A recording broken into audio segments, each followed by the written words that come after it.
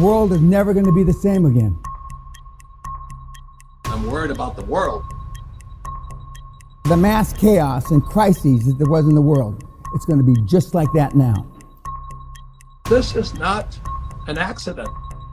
How long is it going to last?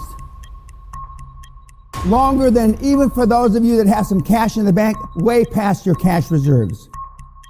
Out of 100 people, 4 will get the message. This thing isn't going to be over in a few weeks. This thing isn't going to be over in a few months. Welcome back, ladies and gentlemen. This is the Bearable Bull here. And I got this aggressively average content for you today. As guys, tomorrow, with perfect timing, I'll be interviewing the team at Sologenic to help the XRP community prepare for what I believe will be the biggest airdrop to date.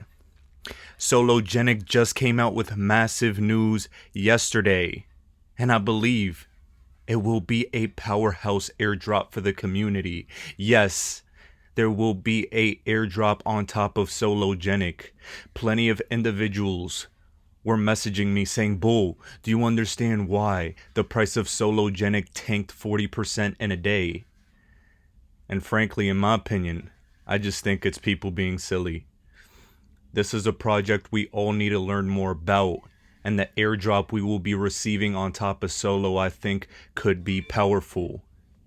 Please submit any questions you have in the comments section, and we'll try our best to get as many answered as possible. Please look forward to that tomorrow. In addition, guys, I do have to say this. In my OnlyFans down in the description below, I have a metaverse project, which is the #1 decentralized gaming application on the planet. It is a powerful trading position that I took a small position in, and I think all of you need to take a look, as it's worth a look. If you guys want, you guys can take the information from OnlyFans and then unsubscribe right away. But something I have to tell all of you is, heading into this week and the new year, I'm going to be posting a Goliath of a piece of information in there and helping the community take advantage of Web3 and the metaverse, as I've been deep diving for the past 3 weeks in all things meta, because I believe it's the new frontier and a brand new asset class.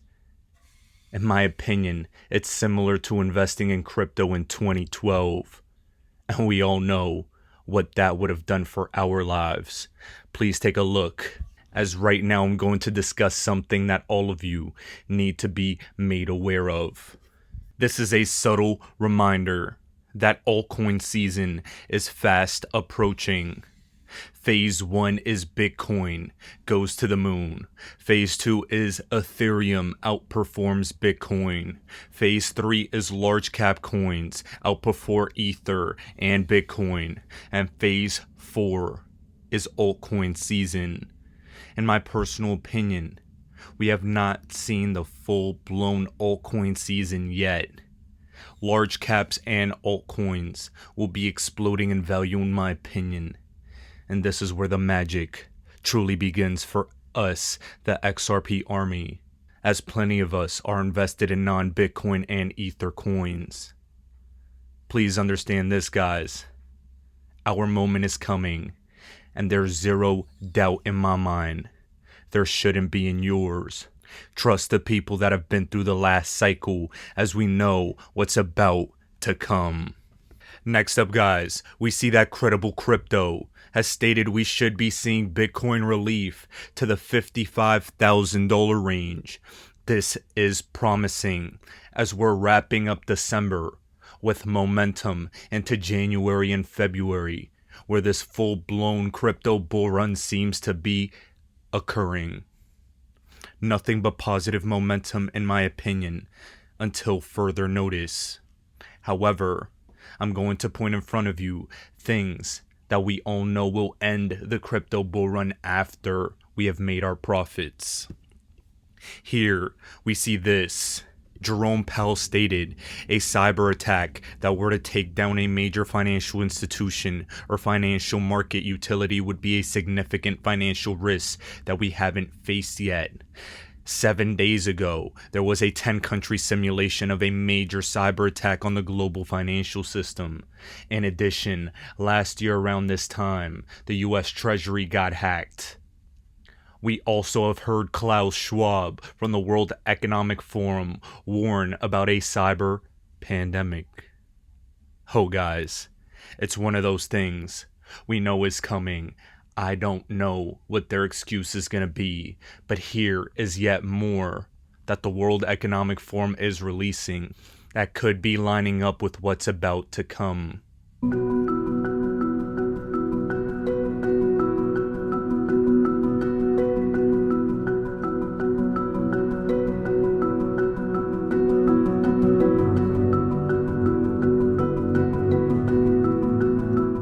A neutron comes down, hits that memory, hits the bit of silicon in that memory state and turns a 0 into a 1 or a 1 into a 0. Everything in our digital world is stored by 1s and 0s, so we clearly don't want them changing.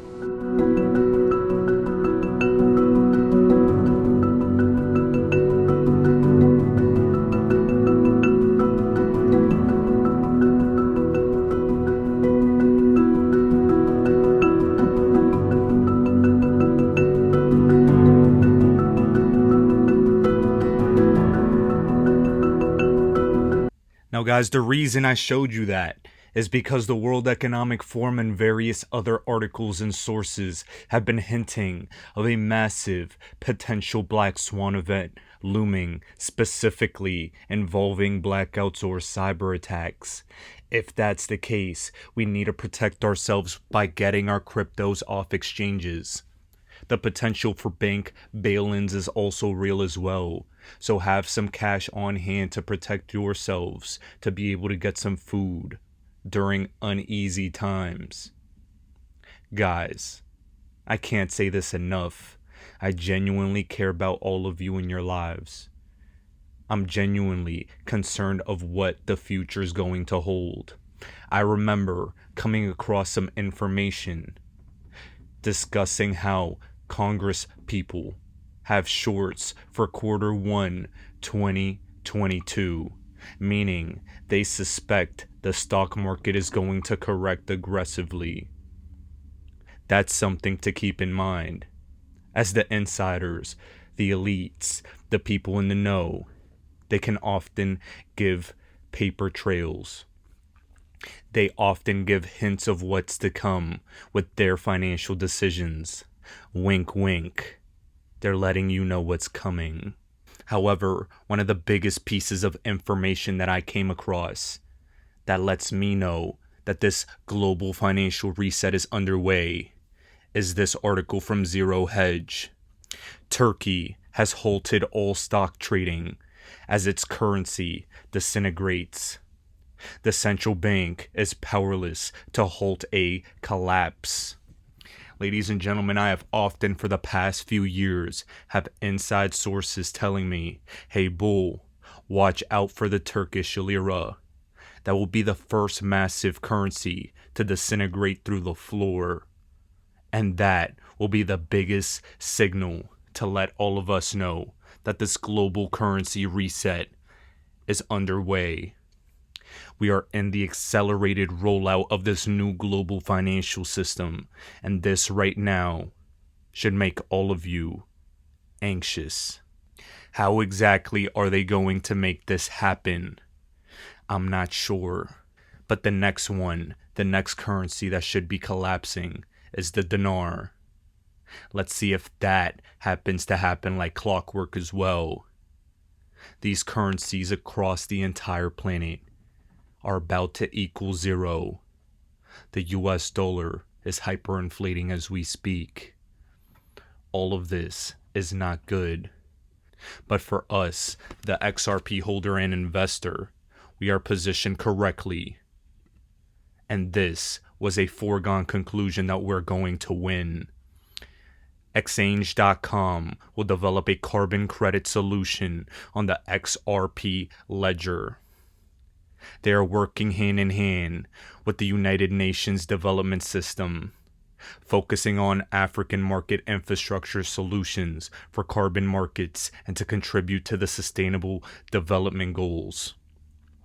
They're running a sustainability securities exchange operated in partnership with the UN guys. XRP is the new global reserve currency, medium of exchange for all medium of exchanges, the epicenter of this financial reset. Today is the 1-year anniversary of when the SEC sued Ripple and collapsed XRP price by 70% in one day. We have not forgotten, but we will remember the day where everything shifts in our favor. We've been through hell and back, and we're about to persevere. The writing is on the wall for our digital asset, as this is all accelerating. While Ripple is being sued by the SEC, Craig DeWitt, one of my favorite people from Ripple, has joined the U.S. Faster Payments Council as their vice president. They are investigating central bank digital currencies and the best-in-class tech to make them possible. Why is a Ripple team member on the U.S. Faster Payments Council while they're being sued by the SEC? Maybe it's because they're that credible and that systemically important. Why are they partnering with partners of the United Nations that are going to be systemically important while we're getting sued by the SEC? Maybe it's because they know we're going to win. We were always going to win. And this lawsuit will go down in history as nothing but a distraction and corruption. Ripple is lining up to be the heroes of the entire crypto space.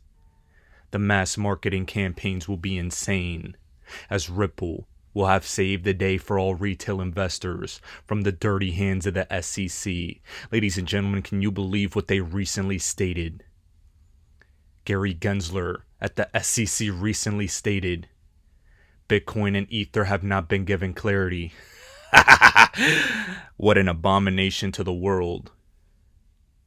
How do you go about doing this when Jay Clayton, the former SEC chair, stated this? Cryptocurrencies, you've said they are not securities, is that right? I mean, like Bitcoin? Well, just because you call something a cryptocurrency doesn't mean it's not a security. Oh. We've seen a lot of things that people call a cryptocurrency that are in fact securities.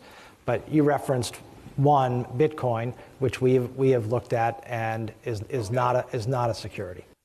You see, guys, I'm sure it's the flip-flopping of information like that that made SEC Commissioner Roisman depart from the SEC. So much uncertainty and corruption. First, Bitcoin is a non-security, and that is given by the SEC chair, Jay Clayton. Then, the SEC is walking back and stating they gave no legal clarity on Bitcoin and Ether. Just listen to this, guys. The regulatory uncertainty in the world today, it's going to bring panic to markets when they realize what's going to happen. We're still going to experience altcoin season, and that's a foregone conclusion. My issue is what's going to happen next after this XRP case.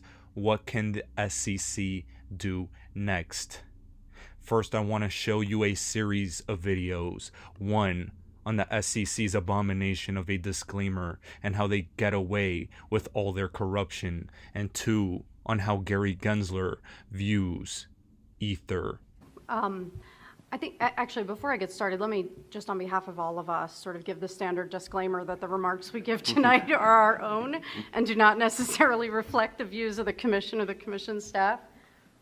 You okay with that? It's really good to have good lawyers.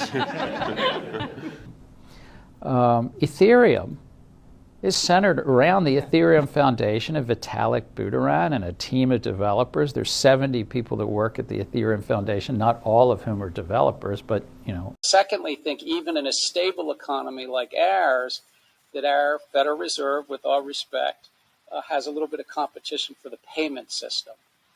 We Americans spend between $100 billion and $200 billion a year for our payment system. That's only 0.5% to 1% of our economy. but it's still $100 billion to $200 billion a year. And so startups and entrepreneurs have a chance to chip away at that and get inside of that. That's competition to the commercial banks and the central bank on our payment system. Ladies and gentlemen, that is extremely frustrating to hear. First, how Jay Clayton so arrogantly talked about having good lawyers with those SEC disclaimers. Second, Gary Gensler's perspective on Ethereum and the recent SEC announcement of Bitcoin and Ether not being confirmed to be non-securities. And finally, Gary Gensler's pockets are lined with incumbents, lined with the traditional banking institutions. Guys, 100% crypto is a threat to the payment system and the old way these institutions used to make money, but it's better for consumers. It should be about the consumers. It should be about investor protection. Instead, it's about lining the pockets of the bankers. I remember that Tim Draper interview with Gary Gensler discussing specifically the process of how bankers and politicians go about ignoring regulation, ignoring innovation, Then they go about suing innovation, and then they eventually adopt it. We are in the suing portion right before adoption. And this is what everyone needs to know.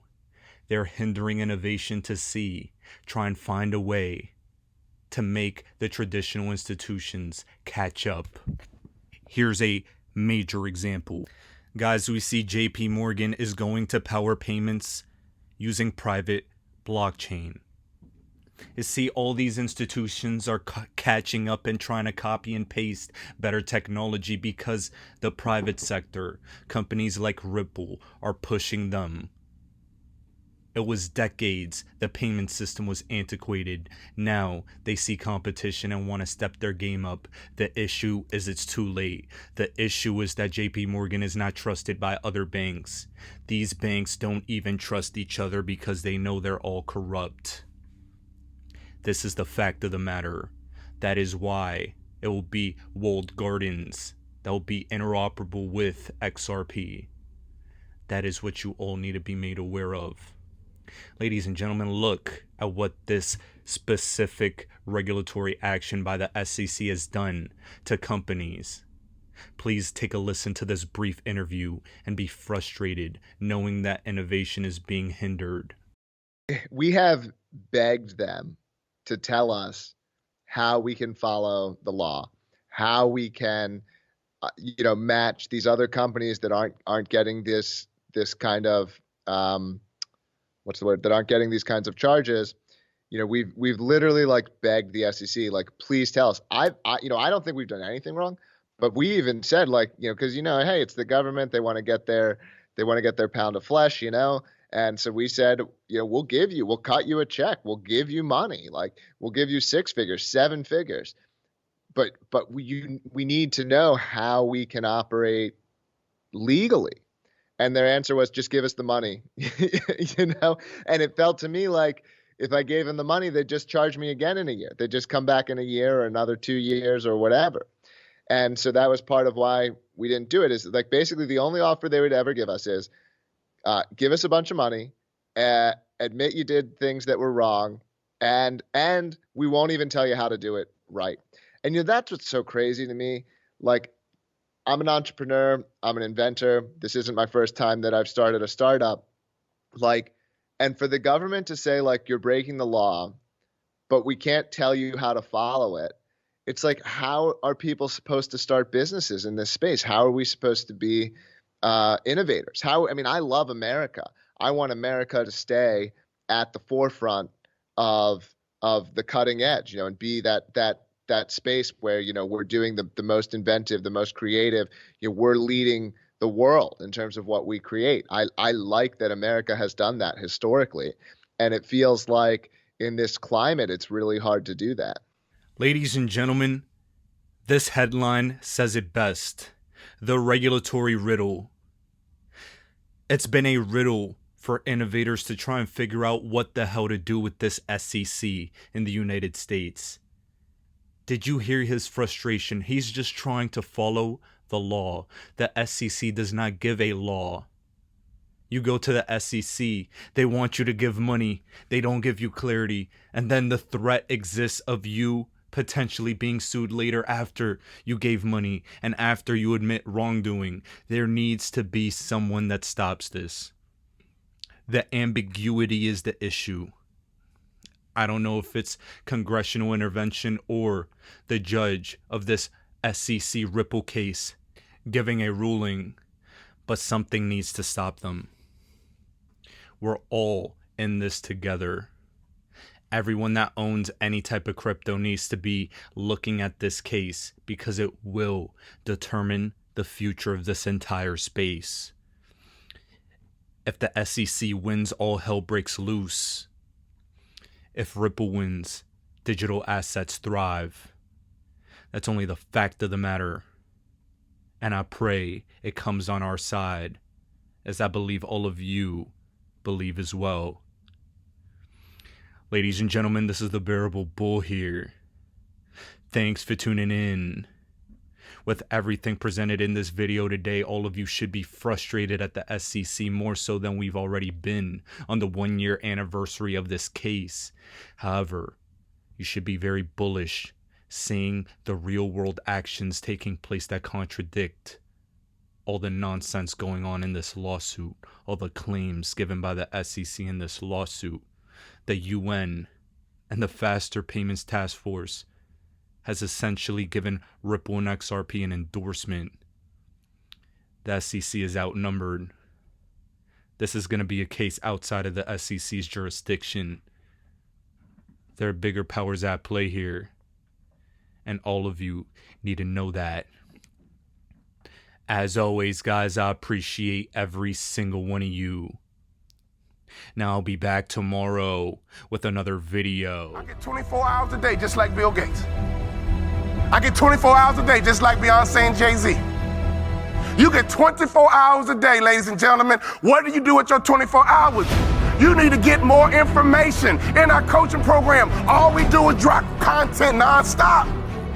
And people are like, wow, I didn't know that. Wow, I didn't know that. See, you don't even know what you don't know. How did you let me come from behind and clip you? Do you guys know the studies show the better we look, the more money we make? Which means your website should pass the eyeball test. Your truck should pass the eyeball test. Your people should pass the eyeball test. You should pass the eyeball test. Everybody in this room has a promised land somewhere, but you can't be stuck on the city you like. You got to hear God and go to your promised land.